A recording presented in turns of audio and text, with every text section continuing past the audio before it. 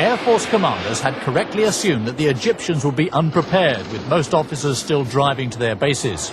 Peeling off to fly in low under Arab radar, the strike planes knocked out the Egyptian Air Force largely before it could leave the ground.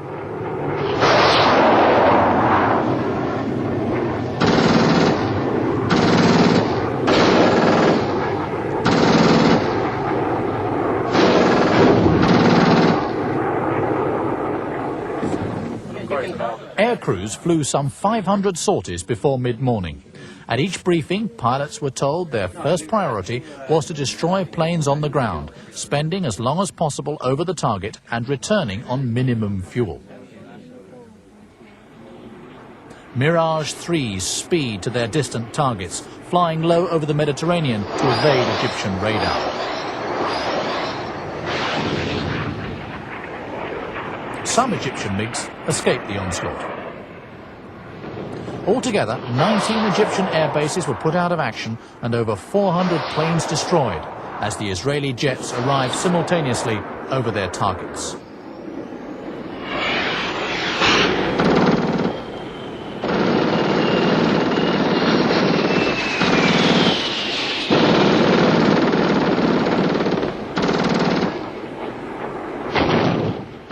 Those Egyptian planes that did get airborne were destroyed in dogfights.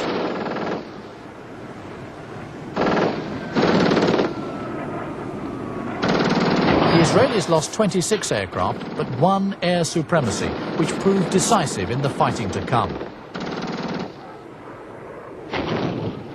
This remarkable achievement was summed up by its architect, the daring and innovative Israeli Air Commander, Major General Mordecai Hod.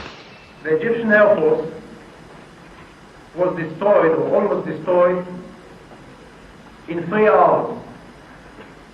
Matter of fact, a little bit less than 3 hours, but I'll make it around the figure. The achievement, of course, was made by pilots, very young ones. The average age of the Israeli pilots is about 23.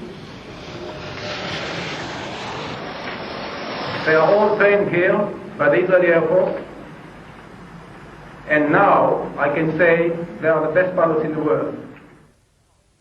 With command of the skies, Israeli armour mounted a complex series of lightning strikes, notably on Abu Agela and other key Egyptian fortified towns in northern Sinai and Gaza. A series of battles took them west to Bir Gafgafka and south to break the blockade of Tehran and complete the encirclement of the Egyptian divisions at Nakle.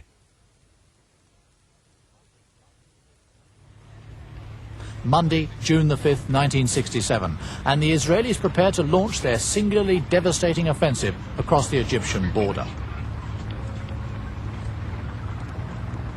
Here in the desert waste, 3 Israeli divisions had gathered to face 7 Egyptian divisions, a force nearly 3 times larger and with at least double the number of tanks.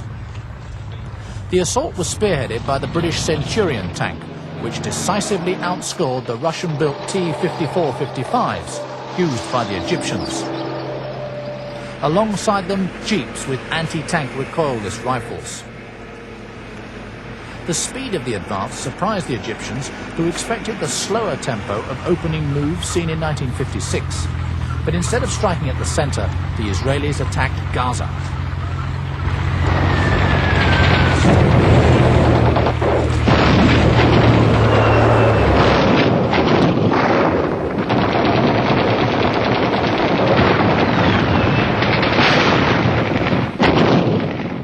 The breakthrough was achieved by the 7th Armoured Brigade, commanded by Colonel Shmuel Gonen. They outflanked the fortifications and minefields, attacking over dunes considered impassable by the Egyptian defenders.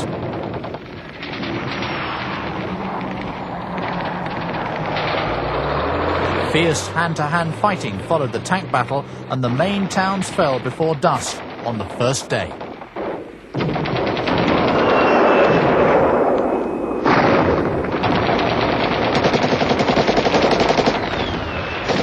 Egyptian tanks fell prey to well-armed and efficient infantry. Israeli tank commanders were also frequent casualties, a result of fighting from open turrets.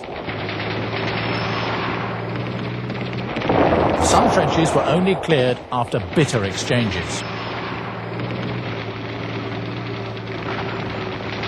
But it was accomplished with little loss of momentum to the offensive.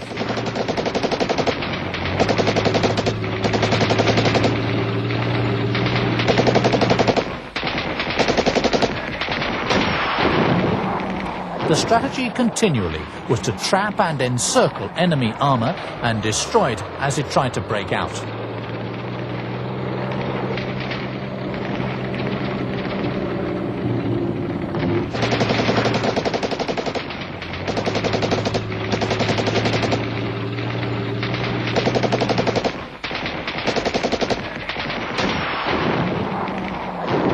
The Israelis entered Gaza on Tuesday lunchtime, halfway through the second day after what they described as a brutal battle.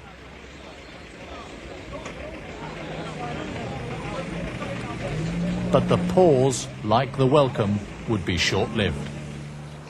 Thousands of mines had to be cleared from the deep echelons of the Egyptian defences.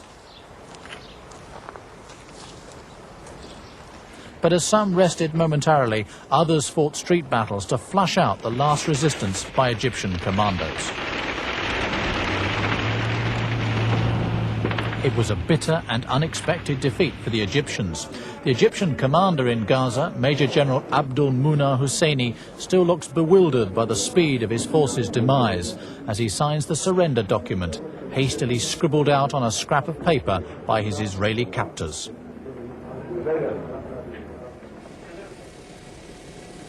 Further west, Wessex helicopters brought in paratroopers by night to outflank Egyptian strongpoints in the most important battle of the Sinai theatre for Abu Agaila. Here, the Israeli offensive was led by a future defense minister, General Ariel Sharon. Once they reached the main Egyptian defensive positions, Sharon brought forward the divisional artillery units to soften them up by persistent bombardment.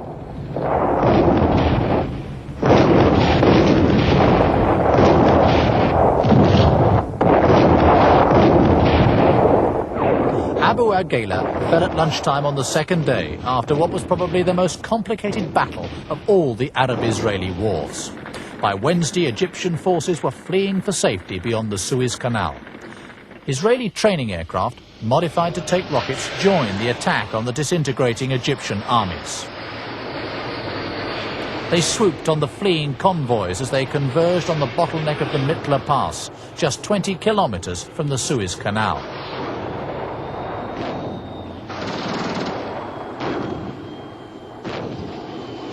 Mirage 3s, recently brought from France, were also bombed up.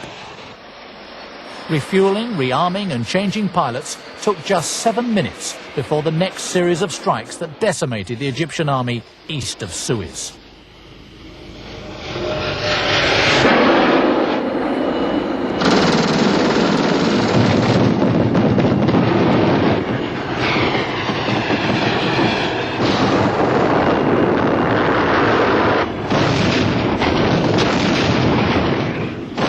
The 3 Israeli brigades were now being closely coordinated to prevent them mistakenly firing on each other.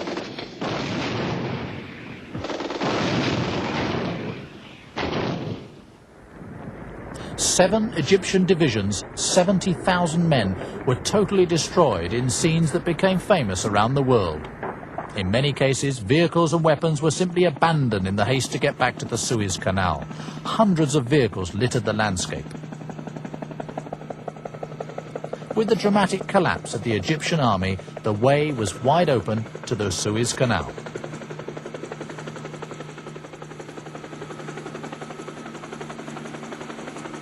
In front of them, fewer than 100 of the Egyptians' 1,000 tanks managed to cross the canal to safety. Their rout had been compounded by conflicting orders from the Egyptian commander, Field Marshal Abdul Hakim Amer, which created panic in the defeated army.